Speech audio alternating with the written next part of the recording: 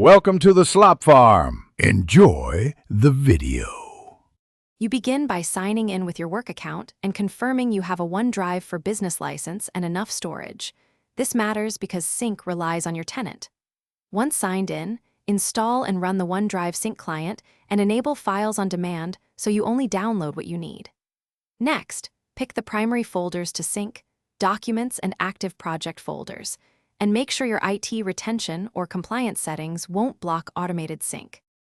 Once your core folders are syncing, organize by mapping SharePoint document libraries for team content and sync only the libraries you actively use to reduce noise.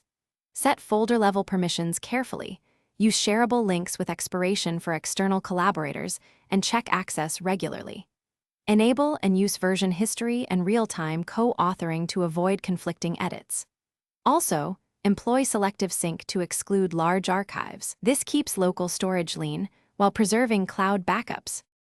To finish, verify that backups and retention policies are active and that you can restore files. Run a quick restore test to be sure. Make sure mobile and web access are configured and consider Power Automate flows for routine moves, notifications, or archiving. If something goes wrong, check the OneDrive sync client status first. If errors persist, clear the client cache or unlink and relink the account.